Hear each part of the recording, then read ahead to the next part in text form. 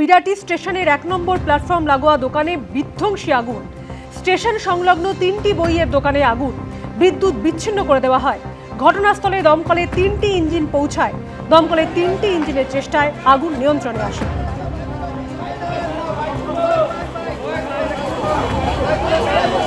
নাইটে বাড়া শান্তনুকে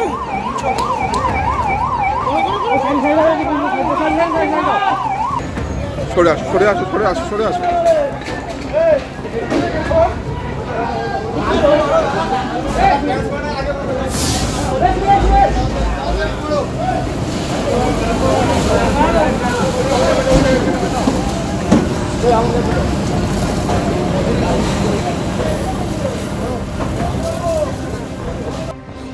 ঠিক আগের বছর 30শে ডিসেম্বর বিরাটি স্টেশন সংলগ্ন যদুবাবুর বাজারে ভয়াবহ আগুন লাগে এবং আগুনে ভস্মীভূত হয়ে যায় প্রায় 200টি দোকান।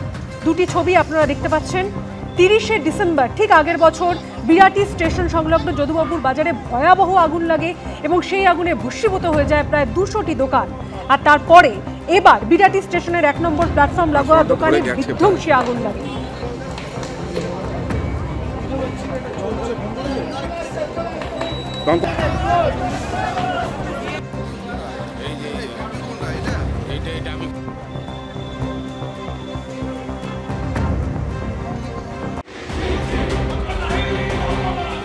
বৃহস্পতিবার পেশ হয়েছে অন্তর্বর্তী বাজেট।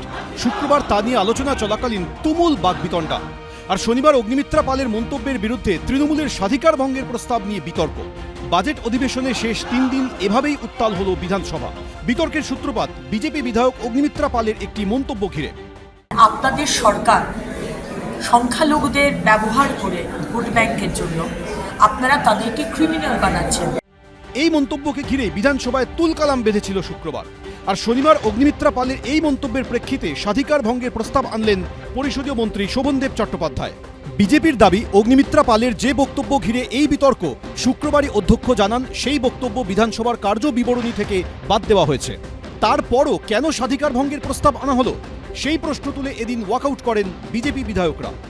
ফিরহাদ হাকিম, যার পেছন থেকে বোধহয় জনসমর্থন সরে যাচ্ছে, হুমায়ুন কবির এবং নওশাদ সিদ্দিকীর সৌজন্যে, ফলে তিনি আবার একটা ওই কমিউনিটি মোবিলাইজেশনের কাজ করছেন, ঘৃণ্য খেলায় নেমেছেন। কালকে হাউসে যা বলা হয়েছে সব অন রেকর্ড। শুক্রবার বক্তৃতা চলাকালীন বিজেপি বিধায়ক অগ্নিমিত্রা পাল বলেন, ক্রিমিনাল সংখ্যালঘুদের রক্ষা করা এই সরকারের একমাত্র কাজ। এর তীব্র প্রতিবাদ করেন তৃণমূল বিধায়ক এবং পুরমন্ত্রী ফিরহাদ হাকিম। তিনি বলেন, স্বাধীনতা সংগ্রামে বহু সংখ্যালঘু সম্প্রদায়ের মানুষ প্রাণ দিয়েছেন।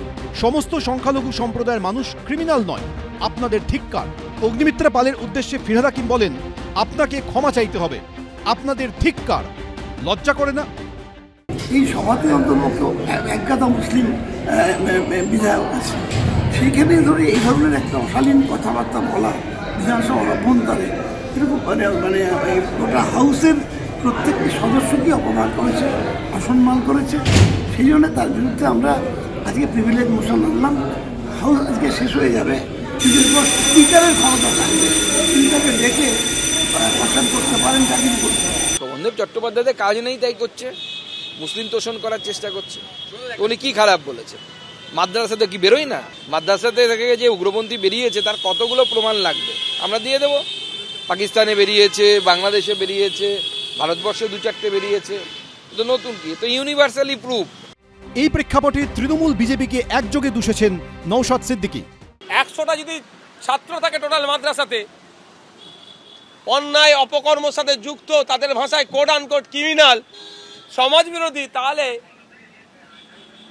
অগ্নিমিত্রা পলদির ম্যাডামের বক্তব্য অনুযায়ী তাহলে 20% এরাও থাকছে। শুধুমাত্র সামনের রাজনৈতিক বৈতরণী যেটা আসছে, বিধানসভা নির্বাচন পার করতে হবে, পাবলিককে কি বলে পার করবে, এই জন্যই হচ্ছে। এই বিজেপি তৃণমূল মিলে বাংলার মানুষকে গোমরাহ করছে। সব মিলিয়ে বাজেট অধিবেশনের শেষ দিনেও উত্তাল হলো বিধানসভা। উজ্জ্বল মুখোপাধ্যায়, এবিপি আনন্দ, কলকাতা। এবিপি আনন্দ, এগিয়ে থাকে, এগিয়ে রাখে।